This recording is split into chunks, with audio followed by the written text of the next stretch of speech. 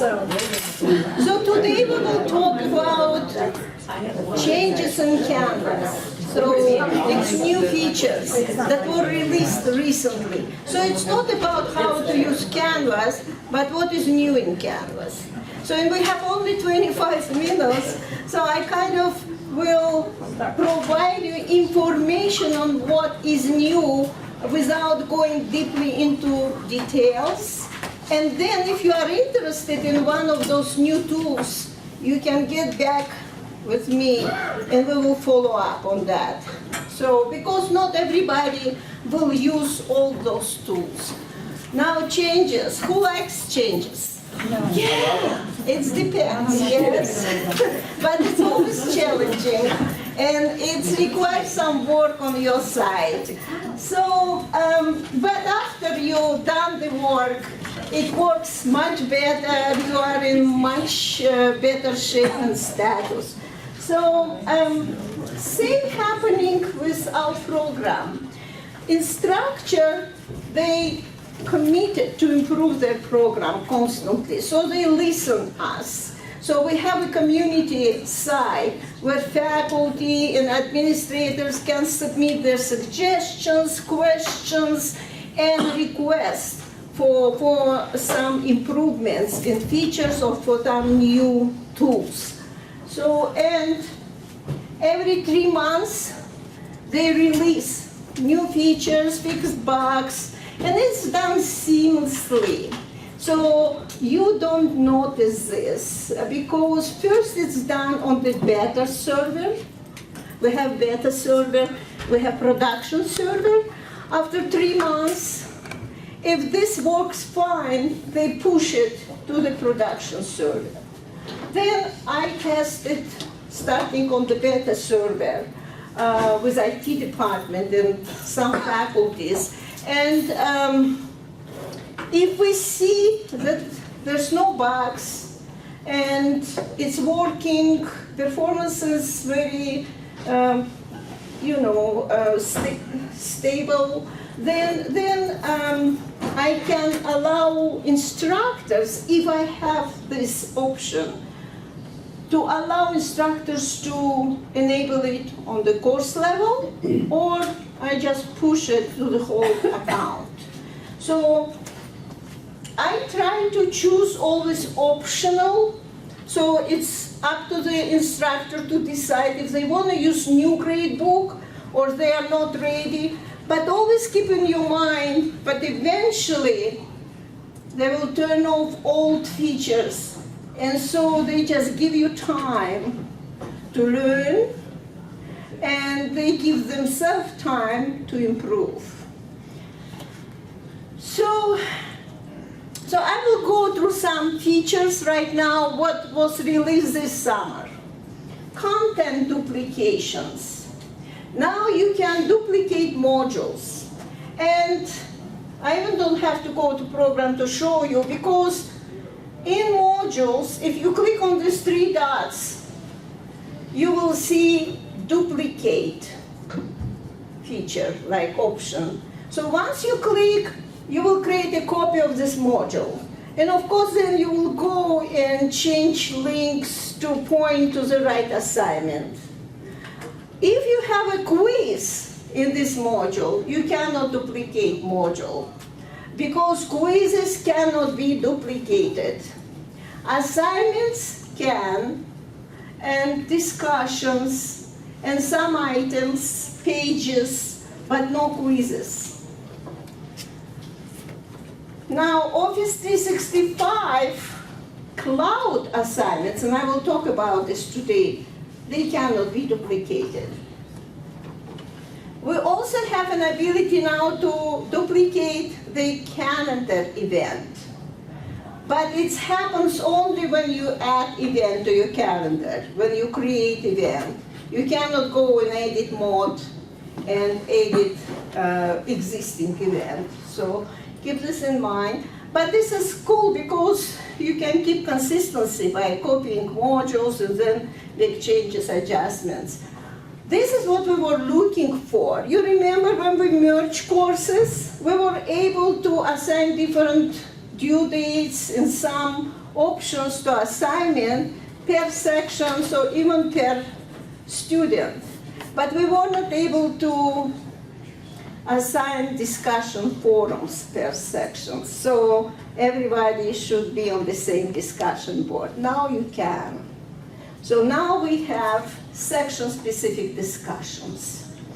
Only for non-graded, you can use this option. This is what you will see when you create these non-graded discussions. And graded already let you to assign to. So you had this option before for graded discussions.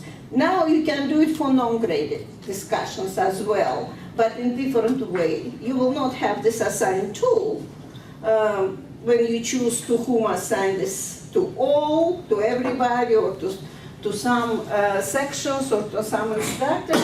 So now you can actually assign per sections non-graded and graded. We have now non-scoring rubrics. Before we didn't, so it was released just recently. And non-scoring rubrics, so for example, you had rubrics. When you add a rubric to assignment, you can change your scoring rubric to non-scoring because you have this option, remove points from rubrics. And you don't use it for grading, or maybe you do use it, but it actually promotes some engagement by helping students to focus not on points, on grades, but on feedback from you all.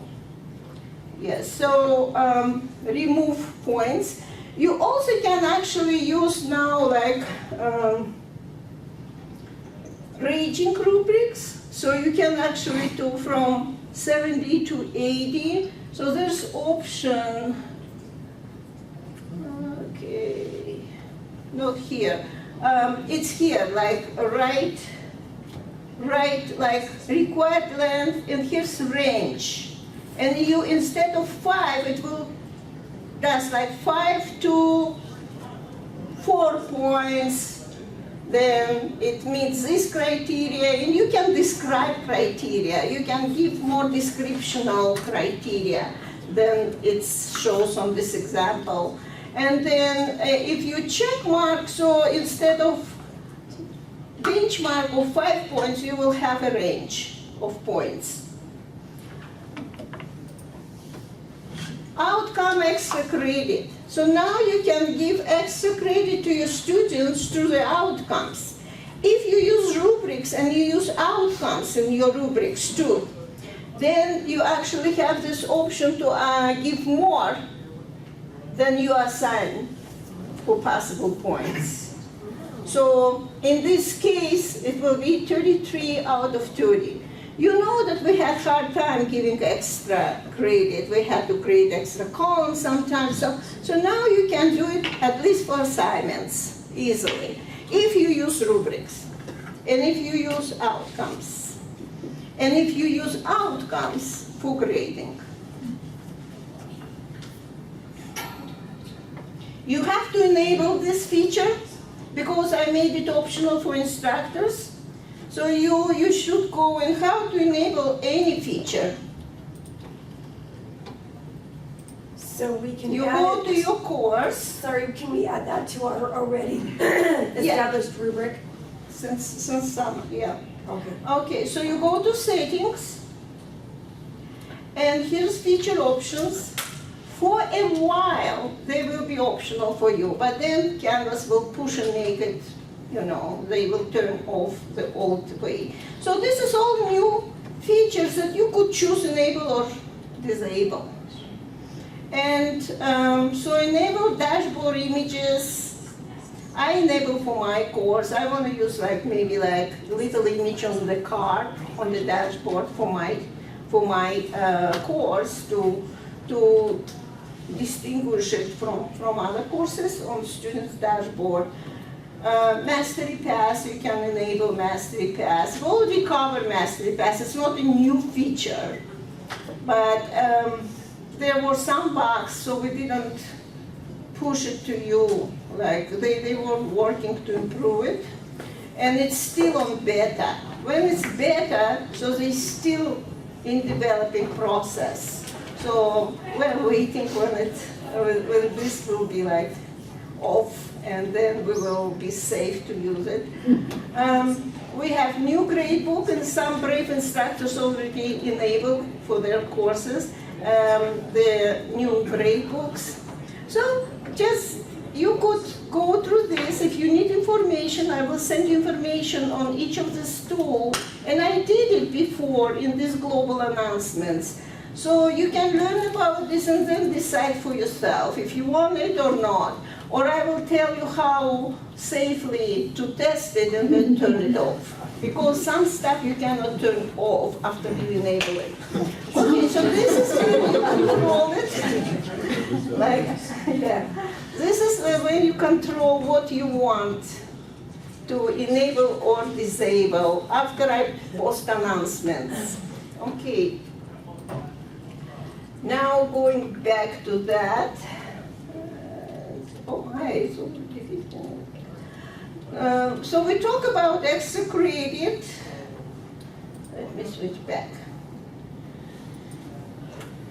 Now, I just mentioned that you can, and I know that the last in-service session, at the last in-service session, Robin showed how to add, in show and tell, how to add card, but some maybe missed this session, so I want to remind you that now you can add the image that represents your course. So in this case, this is what will show up on the student dashboard. So and it needs to be enabled too. So for example, if you are in dashboard and students see those, like they're okay, but if they have like a bunch of those courses, it's hard for them to jump directly into your course. Can you show them how to get rid of the ugly color overlay? Yeah. So if you will go to your course, so for example, I decided to add some image to this my art demo. So I will go to this course. First, I need to enable. In settings, you need to enable, okay, where is, I think I You already have it turned on. Where is it, student learning allow? You already have it turned on. Yeah, I have it on already. Enable dashboard image for course. Okay, for this course, I enable it. Now, for each course, you need to do that. Once you enable it, if you go to course details, you will see this. If you don't see it, then you need to enable it. And recently I got like 3 emails from 3 instructors. What are those images? I don't see it. Like, where can I add image to my? So if you click choose image, of course, you can take it from Flickr if you know like what you're searching for, or you can upload, browse your computer, and if you have already images. Here I probably don't, then you will select this file and upload. Okay, I don't have it here. Now going back. So Flickr is the native website to pull it from? Kind of Yeah, like you YouTube can is just, part. let's try course. So, for example, I'm teaching how to take care of courses, and I will just have this image here, and I will update. Flickr is integrated with our Canvas. Some YouTube is integrated, Flickr integrated, Dropbox is integrated, through LTI we integrated all those programs to make them available here. So now, if I go to my dashboard, oh, I didn't save. So you need to update every time after you make changes. And you go to dashboard, you will see that my art course, hey, has this image. Oh, and that's the color overlay. That's the ugly overlay. So if you click on those three Yeah. dots, it'll undo that ugly color overlay. Oh, but the students have to do that? No, now? off to the right, So. up higher, to the right of dashboard. Those. Those, and then where it says color overlay at the, yeah. Yeah, okay, yeah. So then you So then unclick, you it will be uncheck the like color exactly. overlay, and you just see the picture. This explains. Oh, cool. So much prettier. Yeah, and it's will be easier and faster to navigate through their courses. If tomorrow I will turn my canvas on and I will not see my horse, then I know that I have to go where? Courses, all courses, and find this course in action. Okay, so going back to our features. Izabella, for Flickr, is that Creative Commons images, so you don't have to worry about copyright issues? For using Flickr in Canvas, I'm guessing that it just defaults to Creative Commons images, so you don't have to worry about copyright issues? No, this is available, this is like public. Yes. If it's in Canvas, if it's available, there's no worries. Okay, just wanted to double check. Okay, and next is student context card. It's not new, but there's some improvements, so I want to repeat that. So student content card could be found in any course roster, in peoples, in grades, where you see the list of your students. And if you click on some name, will pop up on the right side. And from here, you can get this useful information about the daily time they last log in Canvas, or their current grade average. So you can click grades and see all their grade, but here's the how many assignments they're missing, what late assignments. This is their current grade, like final grade, let's call it. And it's also see last 10 graded items. Okay, oops, and participation, high or low, and it's like right there. You don't have to go to reports and look for those statistics. It's not all statistic, but some useful statistic right there on demand. Some number of assignments they miss might not be entirely accurate, because it's considered missing assignment those that you didn't require. So there's due date didn't pass yet. So, but it hasn't been graded by you maybe, but they consider it missing. So watch for those. Okay, this is very useful feature. Quiz log, it's not completely new, but it was enabled this year. So it's allowed to see the status of your students' quizzes. And so, for example, if you click students quiz result, so if you go to quiz and then you will click on the more option, you can get this show students quiz results. It's summary, 7 students submitted so far, for example. And then you can watch the log for individual submission, and you will see what he missed, time. For example, they call and say, oh, you know, the power went off, or computer like malfunction at the end, I couldn't complete my test. And then you go and you actually see by time for each question when he clicked, or maybe he never clicked that question. So in this case, you can, of course, you need to kind of, I'll say, you know your students, so you know what could happen, who telling what, and because of that, you can get the more accurate picture. You need to interpret this information like quiz log. It's not like facts. Okay, so if there's more than one quiz attempt, the log always shows the last attempt, but you will be able to show previous attempts. Now, this is what happened just recently on our campus. We switched from Google services to Office 365 services. And I'm not covering the whole picture because it has like a bunch of different useful applications. IT department covers this part. But I want to show you what impact it has on our Canvas. So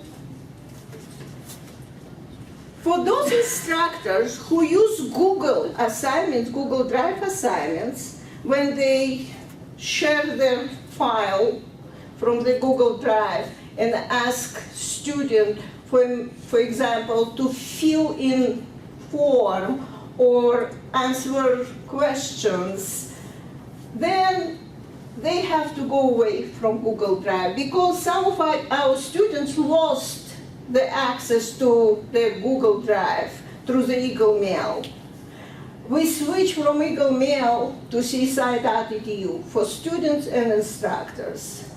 Official date wasn't told yet, but it will soon be turned completely off, the Eagle Mail. And so your Google Drive will be off. If you kept your videos on Google Drive, it's time for you to move them to your OneDrive, Microsoft Office OneDrive. I created some little handouts for you, how it will impact in which areas, but it will impact your files. If you link them to Google Drive now, you need to relink them to OneDrive. You can share files from OneDrive, and student can submit OneDrive assignments, so they will complete this file, like typing this file at home, save it to OneDrive, they could access it here, they could always submit it, and they always share this file with you through the assignment.